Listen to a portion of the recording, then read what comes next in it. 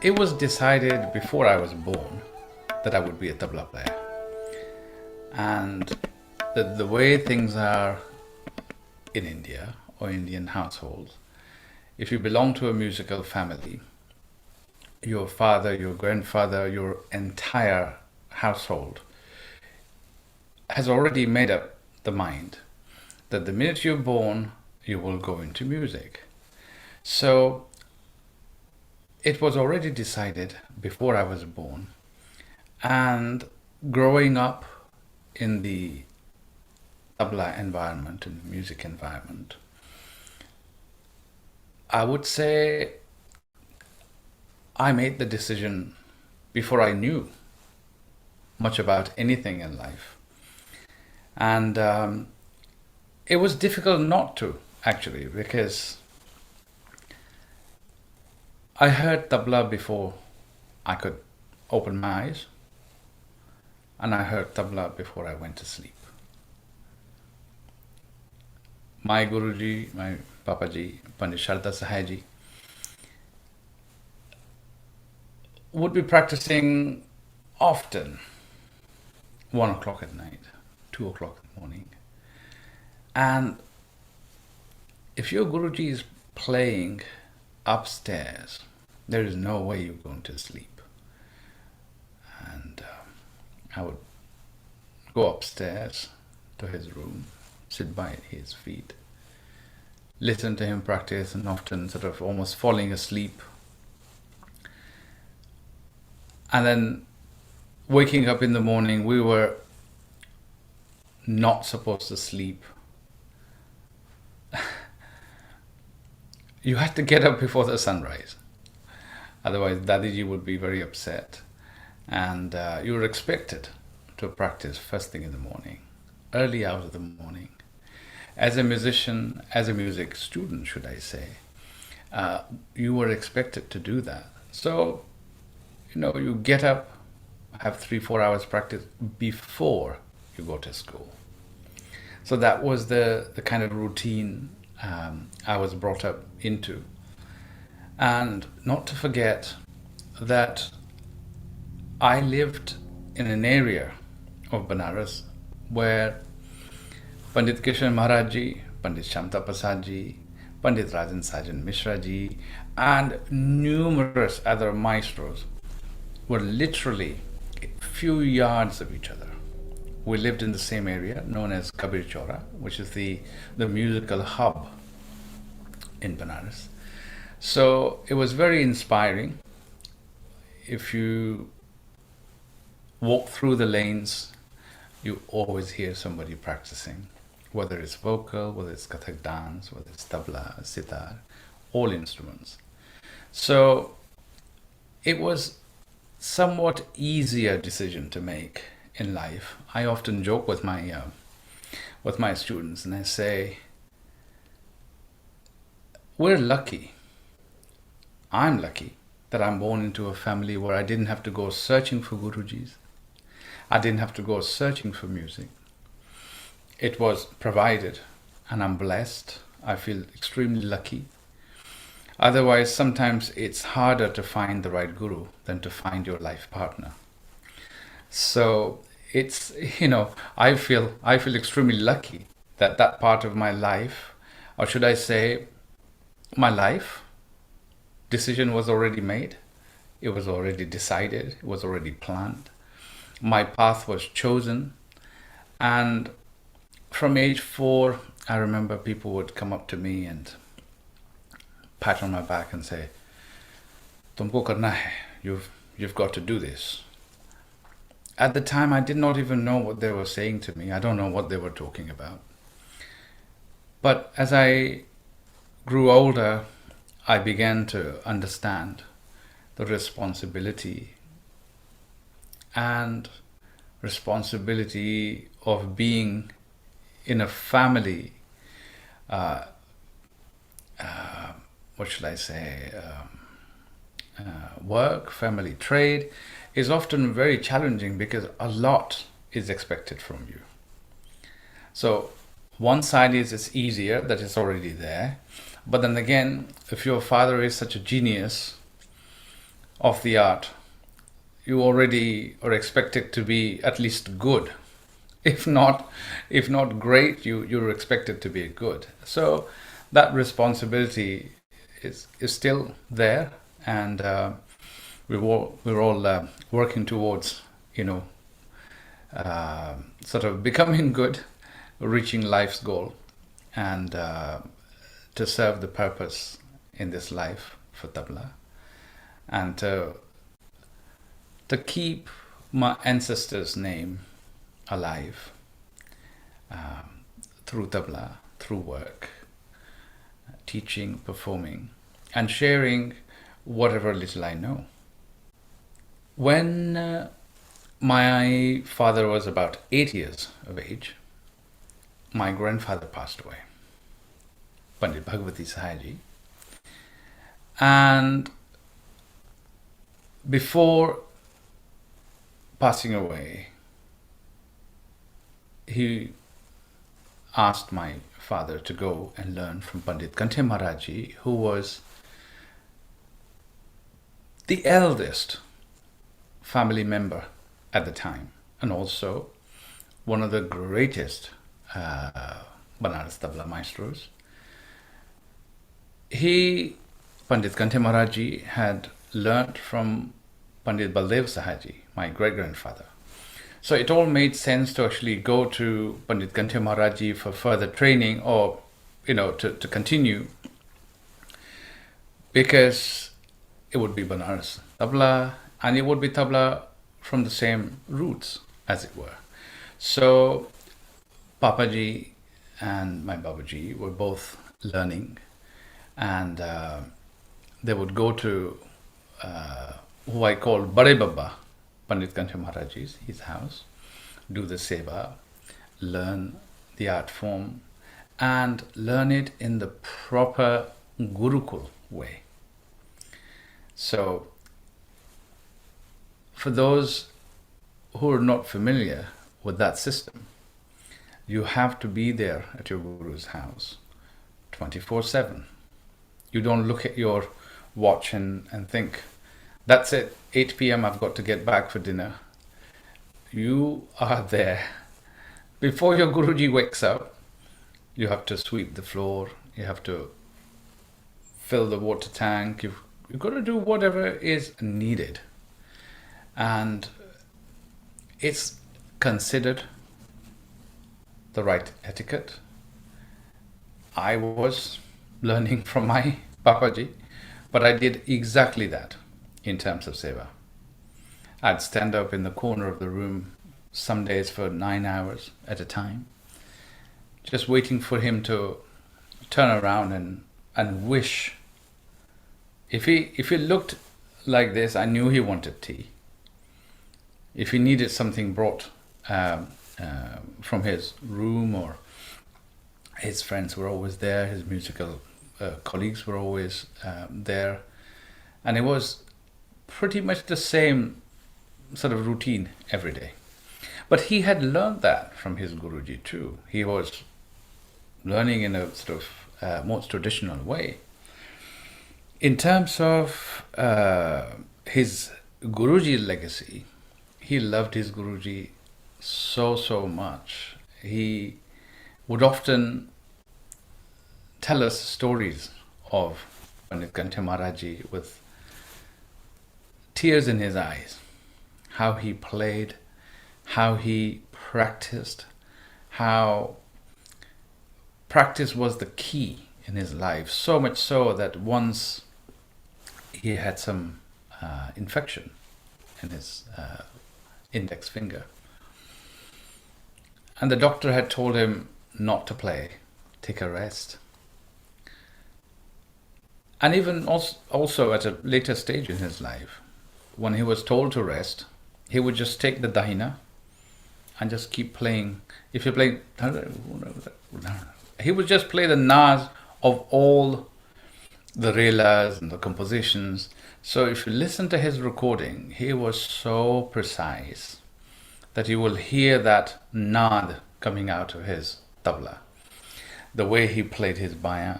So Papaji was, of course, Bade Baba was his role model. And I was very unfortunate that I didn't really get to spend much time. But I'd like to share that I have two names, Sanju and Vishnu. And Vishnu was the name given to me by Pandit Kanthe Maharaj Ji. And he passed away when I was only 1 year old. He had already decided my name before I was born. He said, I want to call him Vishnu, because he used to see God in his teacher, Pandit Baldev Sahaji, and he wanted to name me Vishnu. Hence, I have two names.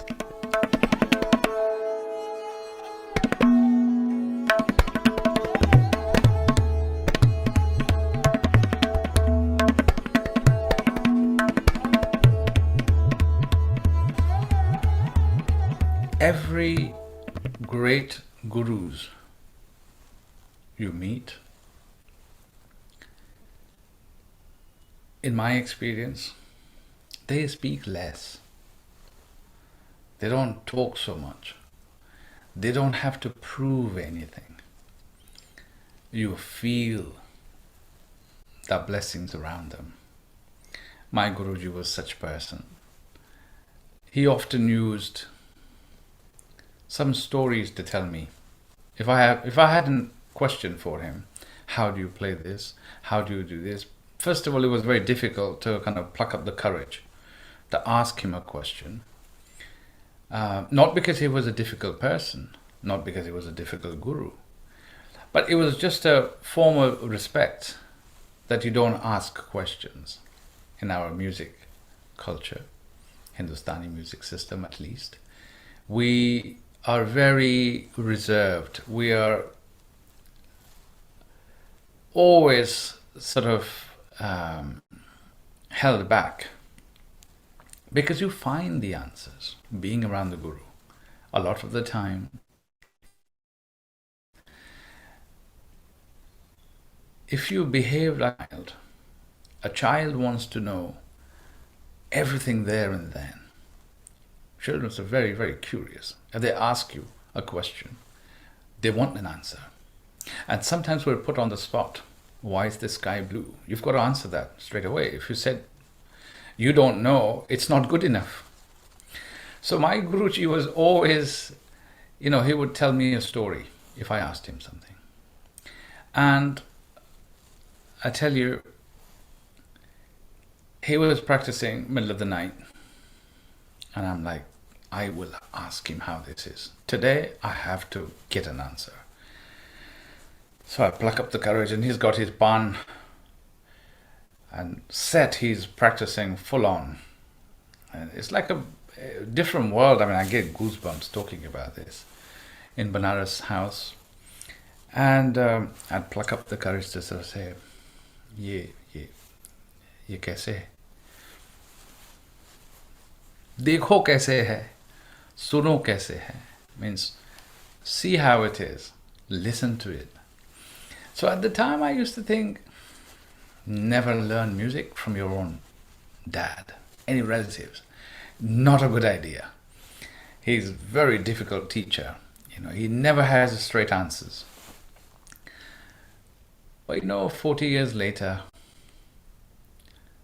I'm grateful to him for not giving me those answers. Because all I need to do is to close my eyes and I can see his hands and I find all the answers. And through the life, the more I teach, the more I watch him, the more, he's always there. He's not physically here, but he's with me all the time. Everything I do, he's always there and he's guiding me. So the answers are, I'm finding my answers constantly. Maybe I wasn't mature enough. Maybe I wasn't smart enough to actually understand at the time. So he didn't tell me everything. And I share that with my students in the same way, or with my colleagues, with my friends. that if he was to hold my hand and took me to the spot every day, I'd be relying on him to guiding every step of the way. And our music is learnt this way. Our music is learnt with your own journey, with your own experiments. Your Guruji is only to guide you the way. You cannot learn everything. He cannot teach you everything. Otherwise we need, I don't know, a few hundred lives. We can't do it in one life. We need several lives. So I am grateful, and one thing I did learn, and that is, if you give respect, respect comes to you. If you share your knowledge, you increase it. It grows. Whether it's money, whether it's seva, whether it's respect, those are part of our music. And I learned that from him very, very closely, that I'm yet to find one person who would say something negative about him. Everybody says positive about him. There were 5,000 people in his funeral. There were times when people pushed me aside just to be, this is how they felt. They felt that he was closer to that particular person.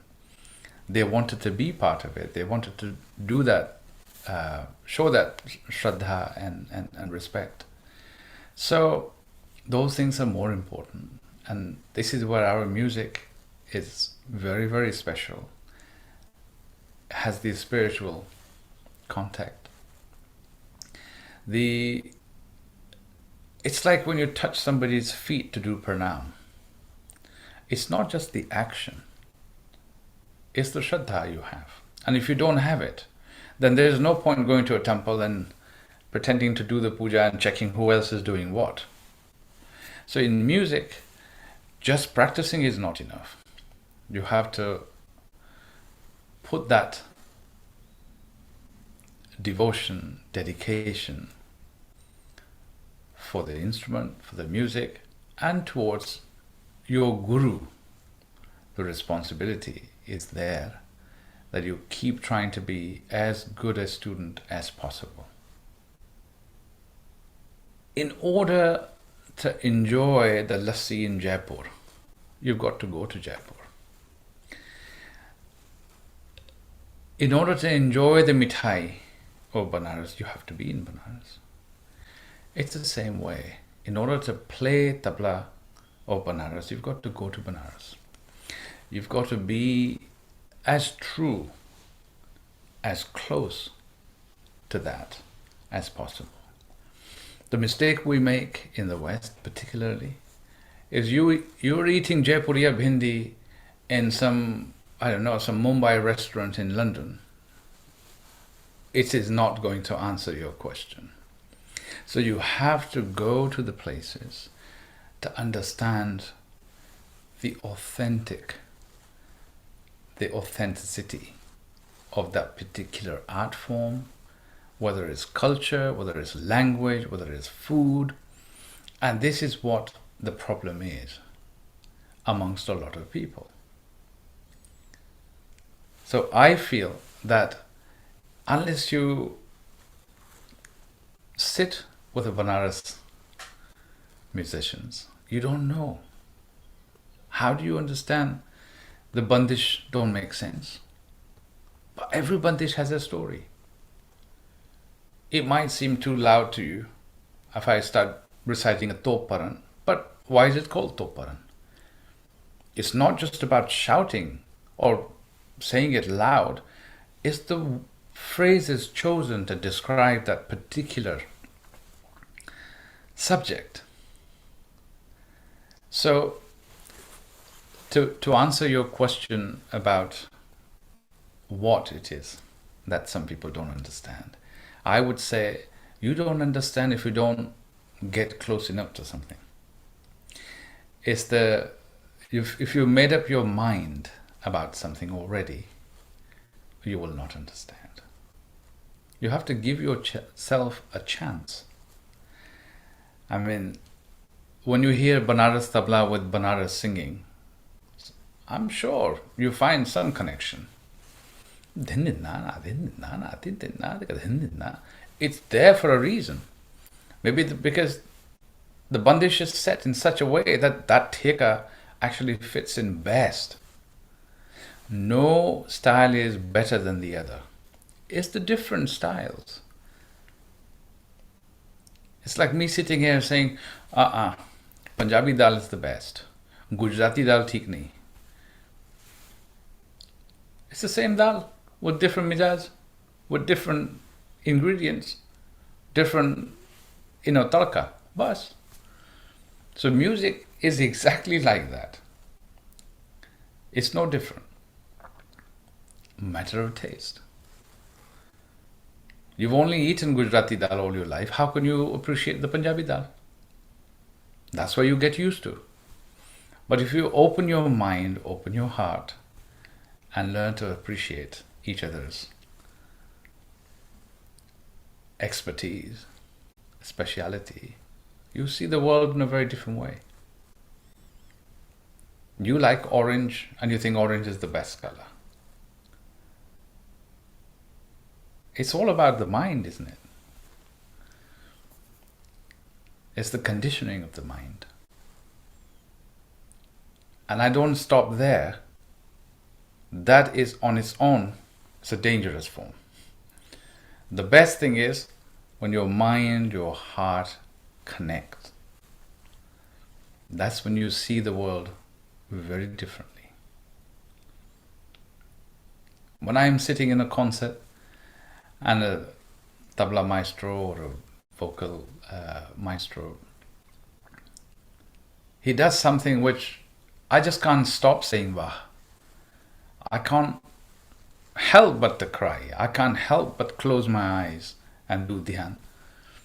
I don't sit there and think, oh my God, this guy is not from Benares. He's from Maharashtra, or he's from Bengal, or he's from... So music has no boundaries. Half the problem we humans sometimes sort of create for ourselves.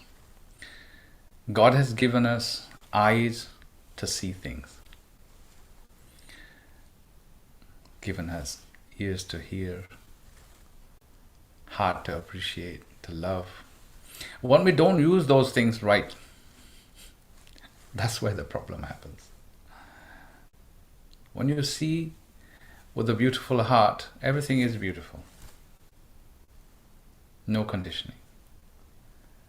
The problem happens when you don't let them be positive. I don't limit myself. I don't go questioning. One thing I do have problem with is if I make a lot of effort to go to a concert and the concert wasn't that great, I lose sleep. I want every concert to be amazing. I want every artist to do their best. I want to come home feeling overjoyed, inspired.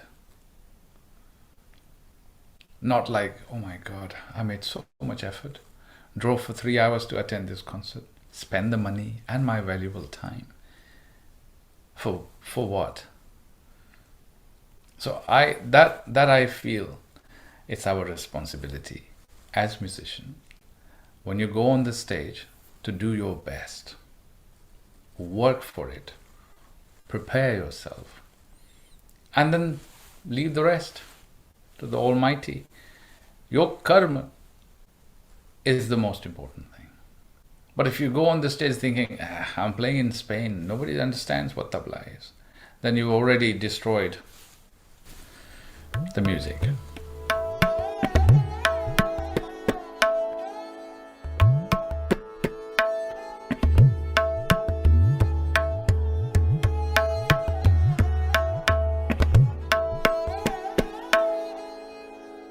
My father came to Dartington College of Arts as a senior lecturer through one of his students who invited him.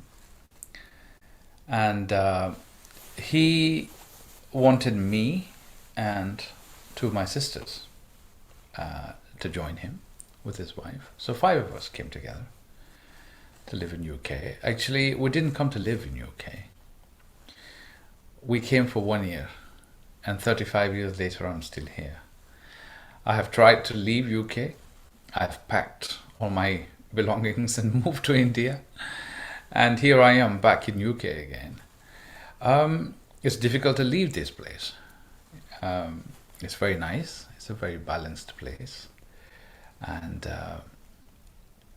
if you work hard, you can have a peaceful life wherever you are. My father wanted us to live in America because he was teaching in several universities in America. Boston University, Wesleyan. He was in Berkeley. He was in several universities back in late 60s and early 70s. So growing up, I never thought I would be living in England. It was always the American connection, as it were. And a Canadian. He was teaching in Canada as well. And my first ever trip abroad was to Canada, to Toronto, where I accompanied him in 84, I think, 83 or 84, doing 3 months of summer school. And he still has lots and lots of students and disciples. The music scene in England is very good. It's better than a lot of countries in Europe. And I am very grateful to our maestros, all great maestros, Pandit Ravi Shankar ji, Ustad Vilad Khan Sahab, Amjad Ali Khan Sahab, Sultan Khan Sahab, Ustad Zakir Hussain ji, my Papa ji, Pandit Sanju Sahai ji, and numerous other, Pandit Nikhil Banerjee ji, who have made the platform, who've actually set the foundation for us to be able to live here and do what we do. They've worked very hard to spread the music, and it's amazing that I am doing what I would do living back home. If I was living in Benares, I would be doing the same thing. So I'm very grateful to all the maestros who've worked so hard to make it possible for people like us to be here and continue on that path. The music scene is a little bit changing, sadly, because I always speak my mind. I don't hold back. So I'll be honest and tell you that what worries me sometimes is when people get muddled up or mix the music with religion, because that actually makes it very narrow. And I don't like it personally, because when it's a Punjabi community, only Punjabis are attending the concerts. When it's Bengali community, Bengalis are attending concerts. When it's a Gujarati community, they think it's all divided. And this is not what our music is about. Music has no boundaries, sees no color or religion or caste or whatever. So I hope that that doesn't happen, because I am fearful of that situation. And I really hope that that doesn't happen. Otherwise, we would fail horribly in succeeding and keeping this music alive in future. Because when you break it down into little communities, you're destroying it. I'm sitting here because I work very, very hard to keep the tradition. I don't teach my English friends, my English students, anything different to how I teach my Indian students. When somebody is learning tabla, they're taught exactly the same thing, exactly the same culture. You come into my house, you take your shoes off, you do pranam, you behave a certain way, you have the right etiquette. Whether you're a 5-year-old or whether you're a 75-year-old, that applies to everybody. How you treat, how you talk to your elders, how you talk about all the maestros from every genres and traditions. No different. I'm not sitting here thinking that person is Bengali and this person is Punjabi and this person is Gujarati. I don't feel like that. So, on that note, it's very easy for me to pack up here and go to India and live there. I can be very busy. I could be doing exactly the same thing. But I feel there is still some work needed here. Because traditions don't just happen. Traditions and history takes a lot of effort. And it's the maintaining, it's the sustaining is more difficult. If you belong to a family of tabla maestros, as I said, your responsibility from the minute you're born is to keep working towards keeping that alive in every possible way. Make all the sacrifices you need to in order to keep your family name exactly how it should be. I have to think twice about where I perform. I have to think twice about who I perform with, what sort of situation, environment. I can't just get up and go to a hip hop bar and start playing, because nobody knows me, but it will all make references to my great great great grandfather who founded the Benares Tabla. One might turn around and say, shameful. So I'm always having to think twice about these things. Others who don't belong to such traditions, they have lesser responsibility. I am not talking about the abilities. Everybody has great abilities. The world has extraordinary tabla players. There are quite a few amazing tabla players on the planet. If anything, we have more tabla players than any other instrumentalist, and they're all exceptionally good. It's not about good and bad. It's about your chosen path. It's what your responsibility is towards your art and your guru, and how you perceive and proceed with those teachings is very much what I wish to do, what my Guruji has taught me, what I have learned from him, watching, being with him, studying him, and other such maestros and legends who I was very fortunate to kind of be close to, sit in their feet, and I look forward to every opportunity where I can just spend, a few minutes. 2 weeks ago, Ustad Zakir Husseinji was in town, and it was such bad luck that I was playing concerts the 3 days he was here. So I've traveled to another town, which is quite a way away from here, because that was the only place I could actually get his darshan.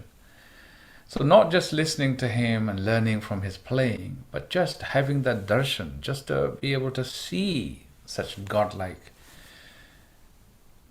figure. It's not just tabla God.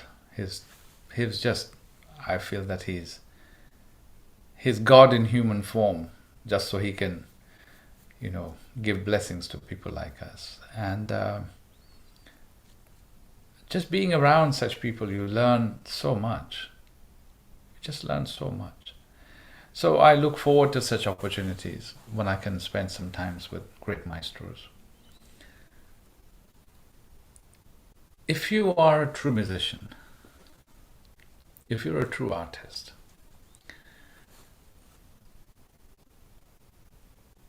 you can't help but appreciate. You can't help but acknowledge and respect others who practice the same art form. When I listen to other tabla players, and you're also a tabla player, you know, when somebody performs a composition really well, you straight away know how much work has gone into in producing that. Number of years, millions of hours of practice, dedication, analyzing how each and every sound should come out. And I feel that there is special about everybody. Doesn't matter whether they're artists, you're humans. Again, if you're not looking, you will not see. If you look positively, you will see good in everything and everybody. I was very fortunate to spend some time with Pandit Kishan Maharaj, who I called Baba, and we were very close. He really loved me a lot, and so much so that I could share more with him sometimes than with my Guruji, because I was a little shy and also scared to talk to him. But with Baba, it was easier to tell him things, and he would help me out. He'd find solution, whether it was about my life or whether it was about music. And when you are a musician, music and life are no two different things. They're the same thing. So when I had decided that I would be in Benares for 2 years, I left England. And in that period, I saw him a lot. So much so that if I didn't see him for even a few days, I get a phone call. And it's a, "Kahan ho?" I've just been very, very busy. Abhi भांजे का जन्मदिन है और ये और आज तो बहुत देर हो जाएगा. It'll be very, very late. How late? Sorry, bye-bye. It will be very late. Midnight. It'll be easily midnight. I won't get to finish. जब खत्म हो जाए तो चले आना. So I will not have a choice to actually even say no, and I'd go to his house afterwards. No problem. He's awake till 4 in the morning. No problem. I'd sit by his feet and listen to all the wonderful stories he told me about my ancestors, about other great legends, concerts, stories about how he was, how he grew up, how he practiced, what one must be thinking and planning and doing as a musician. So it was a great learning time. And then suddenly say, देर हो गई है. अच्छा ऐसा करो, या तो यहीं सो जाओ या तो अब तुम जाओ घर पे, क्योंकि 4 बज गया है. तो then I'd get up and think, oh God, next time he wants me to come at night, I'll say no, But I couldn't, because that was the time the God wanted to teach you. I hated walking home in those days, because I don't like dogs barking at me in the middle of the night and, in the dark. And I had just gone back from England. After being in England for 6 years, I was like really scared. But somehow it used to work out. I used to look forward to the next time. And once it was Shubh's birthday, Shubh Maharaj. Yeah. The excellent, amazing tabla maestro, young maestro from Benares. Uh, it was his 6th birthday, I think, and I hadn't seen Baba for a while. I was very ill, actually. I had moved back to Benares, and with the heat and change of climate, it was not really agreeing with me so much. And he said, Shubh wants you to play today. He says, Sanju Bhaiya has to play today. And I'm saying, Baba, but honestly, feel quite weak. I haven't actually even touched tabla for a month,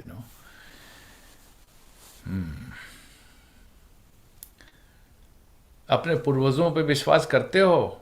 और मैं कहा जी शाम को आ जाना. I took my tabla and went there, did my pranam. I don't know where I got the energy from. And I played with the sitar player for about 1.5 hours or 2 hours. So, all these Gurujan, all these legends, we say they were gods because they were. Every time you listen to their recording, every time you see them, even on videos, they're there. You never feel that they're not there.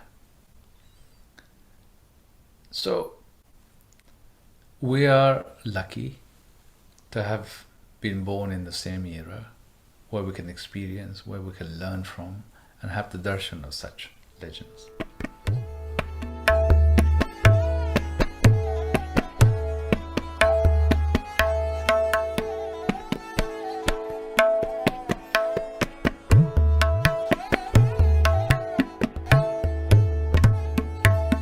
The Benares tabla, it's the nature of the phrases, the bol, the style, technique, instruments, all these things put together fit in really nicely with Kathak dance. Dhan dhan dagat dagat dig dig dig nag nag nag trikatan tha tha tha kinatha katha dagat trikatha kinnan dharita. So you need to have that kind of phrasing in your repertoire, in your system, in your hand, and the instrument. That's what matches the style of Kathak dance. Kathak dance needs quite a vigorous kind of approach, subtle at times too. A lot of footwork and ladis are performed. But in Tola and Paran, you need to be playing open phrases. So I guess we're blessed in that way that we have somewhat the foundation to accompany Kathak dance. And it's not like we don't have, tabla maestros from other gharanas who are not able to play Kathak. It's just the choice of phrases. Again, our music is there to be shared. If I like something from Delhi Gharana, I very nicely take it and try and practice and make it or use it where I can. I like something from Punjab, I take it and try and make it useful. So very often I say one enjoys more of an open tabla approach with Kathak dance. And similarly, if I was to play with ghazal, some might say, well, Benares tabla is too loud to be playing with ghazal.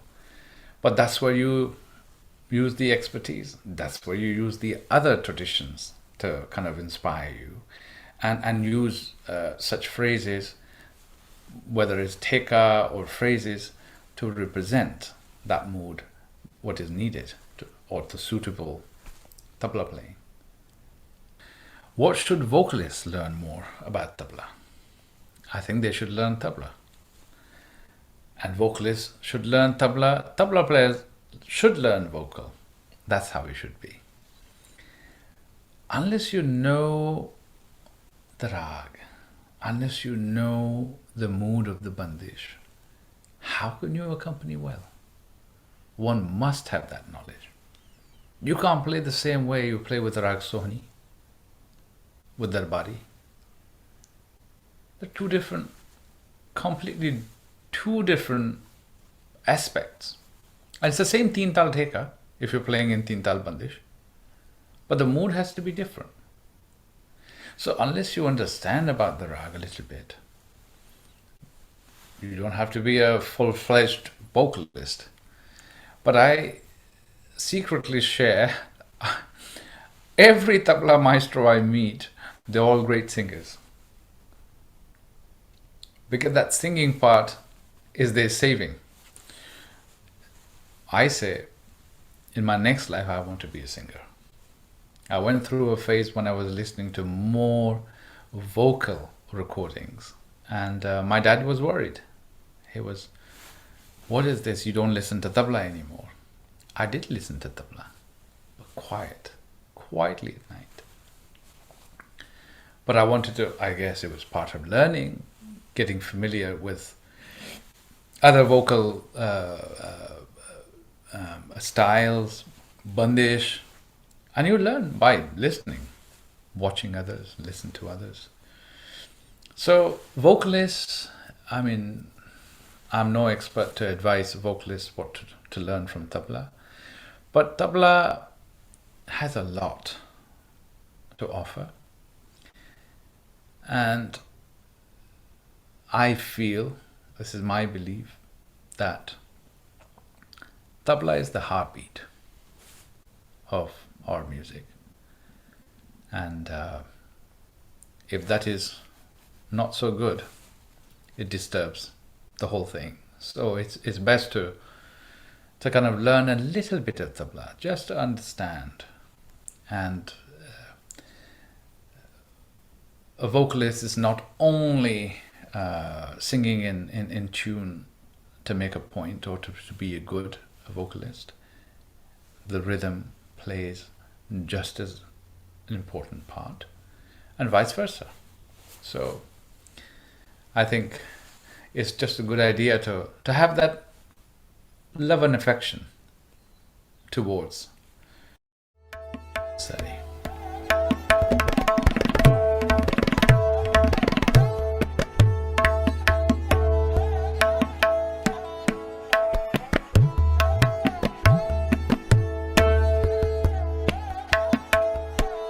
The difference between riyaz and sadhana. You begin your journey by doing the riyaz. Riyaz, literally practicing. 1 minute you don't know something, then you want to make it perfect. How do you make it perfect? By practicing. So you repeat and repeat and repeat. But you're technically repeating to make it work. Now sadhana is one step beyond that. Sadhana is when you touch your tabla and people go, ah ha ha ha, kya baat hai. Once you've achieved that, how do we get there? That's where you need your Guruji's blessings. That's when you need that heart to appreciate, to love, to bring all that into your playing with the full devotion towards your art, towards your Guru, towards your music, and you close your eyes and play. It's like the sadhus doing sadhana. If you ever go to Benares, you experience somebody standing on one leg. One might say, why? We're bothered watching him. We feel tired for him. He's not. He's making some connection. This is his way. He doesn't have to stand on one leg. He's chosen to. That's his way of doing it. There are people who are sitting on the ground with their eyes closed. No food, no drink. Sadhana. So sadhana is when you forget how many hours you've played. Sadhana is when you forget where you were for the past few hours. It's a puja. You can't time puja. It could be 1 minute. It could be 10 hours. I'm still searching. I'm still desperate to find that time in my life now where I can forget about my mortgage payments and do my sadhana. I hope life will give me that opportunity where I can just make music and not have to think about anything else. I really am hoping before I die, I want to be able to do that.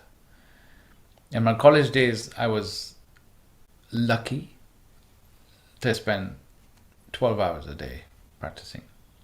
But I was practicing because I wanted to just prepare myself to be able to.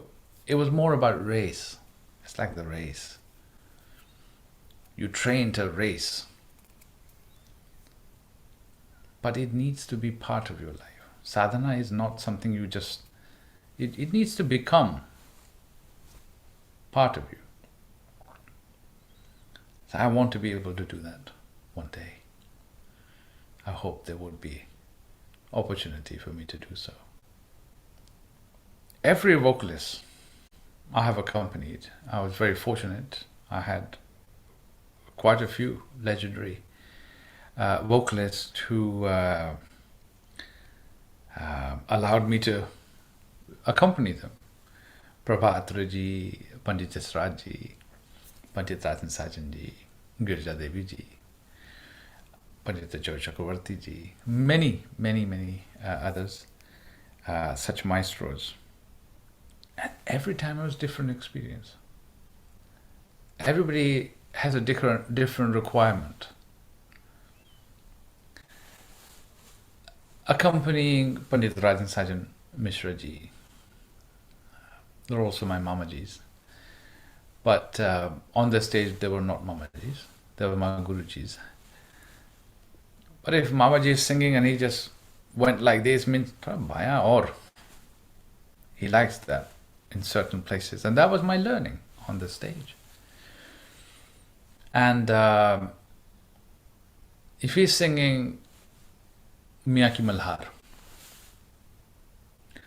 he just started Chota Khayal. अब उनका इशारा मतलब कि you have to play to suit the bandish. If you're singing Badal Re Garaj Barasana Lage, you have to bring that out. And when he's singing Tumri, if he's singing Sohini, singing Marwa, totally different.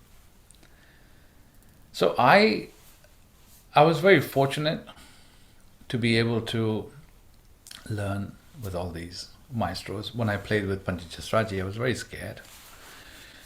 Such a great tabla maestro himself. And I was scared. I thought he will tell me off throughout the performance.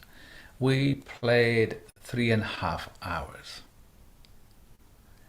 And he was appreciating, he was enjoying it so much that he would just bajate rahiye, matlab even to play teka, he was encouraging me to just keep going. So it makes life easier, and it makes life more let's say enjoyable.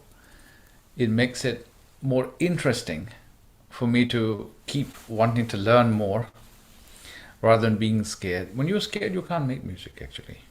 Realize that you have to give, you have to make the mistake to know what not to do. It's the making mistakes which makes you a better person, better musician. So never be scared to make a mistake. You learn from your mistakes. It can go wrong, but you will learn not to do it again.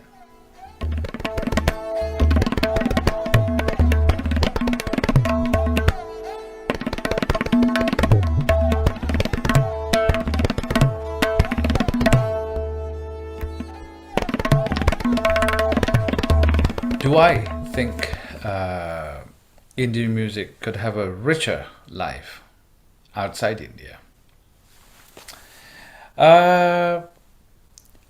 We can all try. We're all trying. It's a very difficult question because I am trying to make it as rich as possible. And you find that most of us who live away from India, we try harder to keep the culture. Even with kids, with students, you want to hold on to it a little bit more because you're trying. It's not the norm. But back home, you have the roots. And the roots are always stronger. They're in the ground. So to answer this question, I would have to say, no. It can never be the same. It could be very nice. It could be very special. It could be in a new way brought forward. It could be futuristic. It could be having both the links, the old and the new. But it could not be the same. When I perform in India, I don't have to worry about how my na is. It's appreciated if it is good.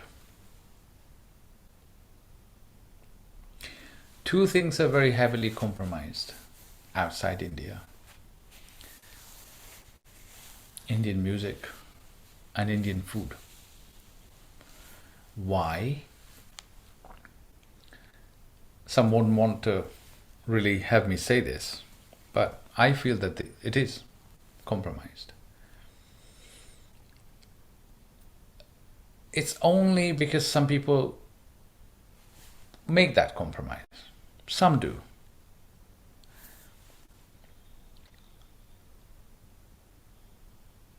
When non-Indians go to Indian restaurants and you change your cooking style to suit the palate of your guests, your customers, you're compromising.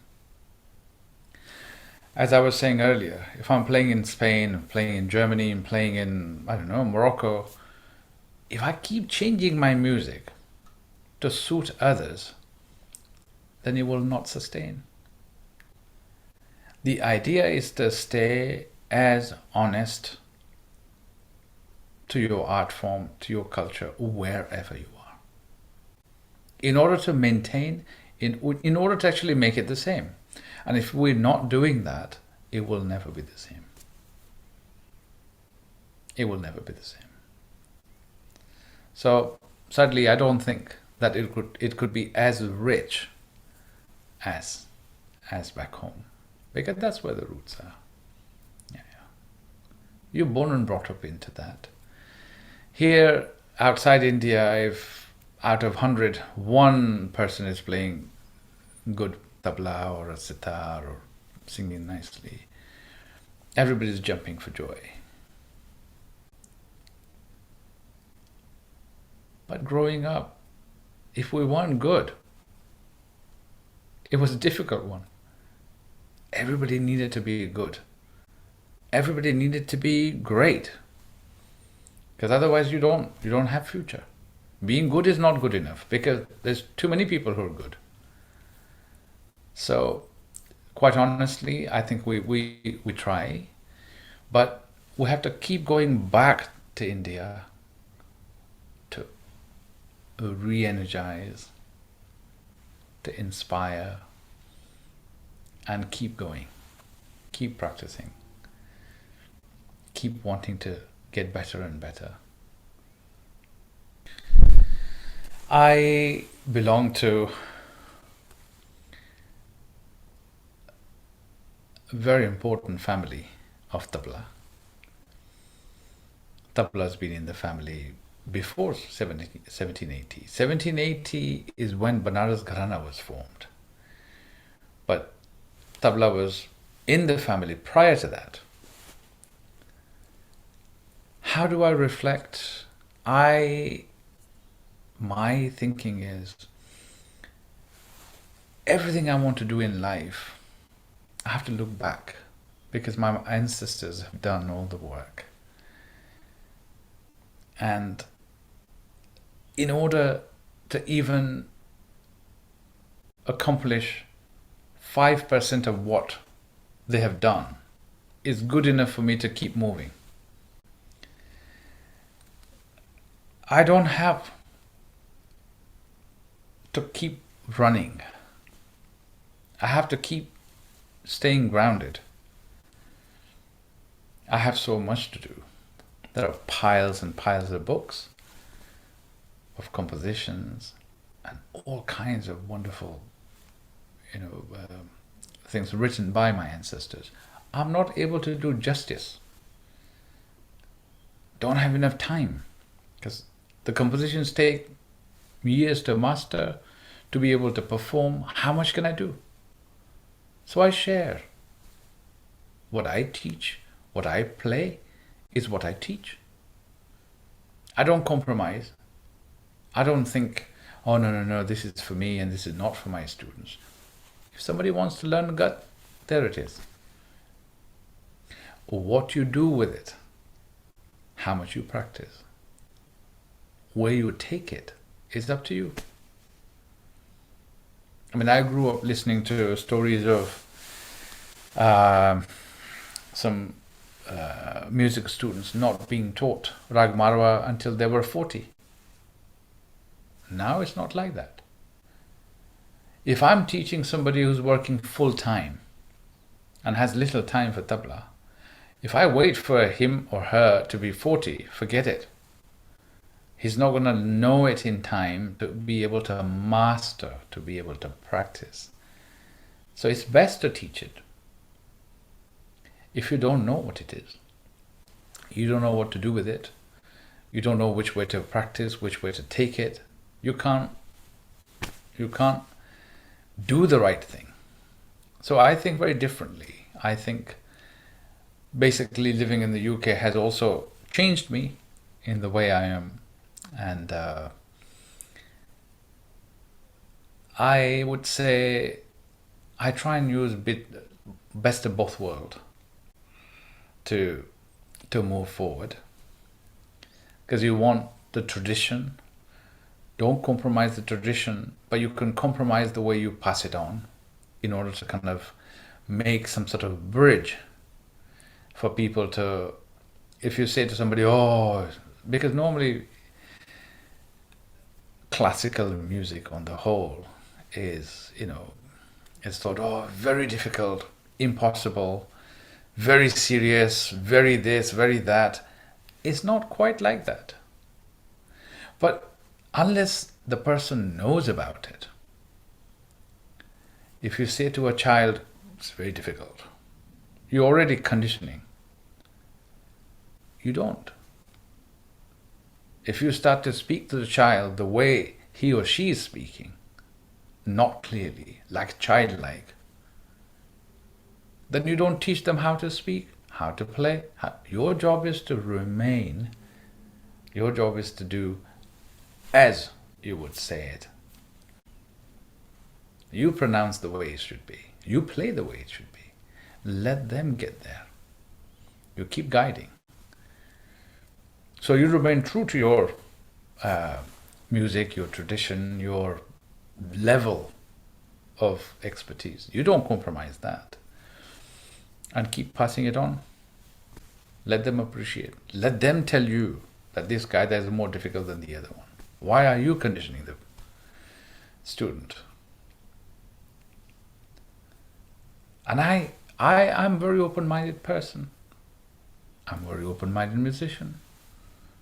When I'm playing with jazz, I don't sit there and think, oh, well, my ancestors, nearly 300 years, they did this. Then no. I am part of that band at the time. Now my musical knowledge is being challenged. Not the Gat and Fard which was composed, and Tukla and Paran. So you have to be in the moment. If you need to play with a vocalist, you're not a soloist at the time. You're a company. How suitably can you do your job is what is needed. And that's what every good tabla player does. And listen. If you don't listen, you don't learn. If you don't listen, you can't answer the question. If you don't listen, you can't do whatever is needed. So, listening is the key for every musician. Listening is the key. That's what I say.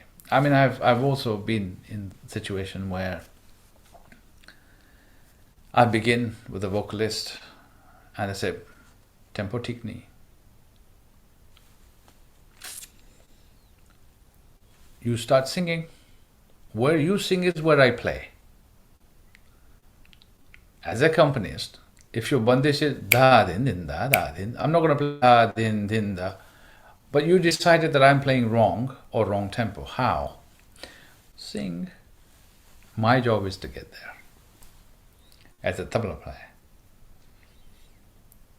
If somebody says madhilay jhaptal, I'm not going to mention names, but I was in that situation.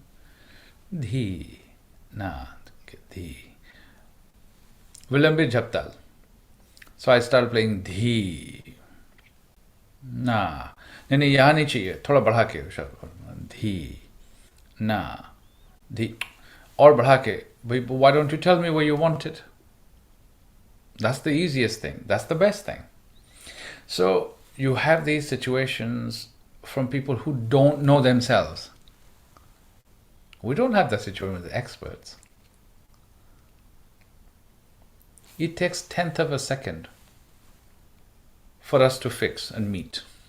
1/10 of a second. जैसे ही बंदिश शुरू हुआ, you thought it was somewhere, but it takes literally, if you're an expert, आ गया रास्ते पे, बस हो गया. So you always have this situation. This is why, going back to your earlier question about vocalists, just learn a bit of tabla. That's it. And for tabla players to learn a bit of vocal, necessary, absolutely necessary. If I was granted 1 hour with my Guruji today, how I would spend that?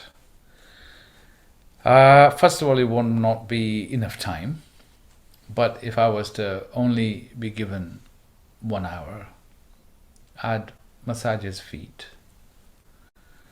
And that's what I used to do. And I did that till his very last day. And I was learning things I never thought I would. That was my favorite time with him. That's what I would do. I'd massage his feet for another hour.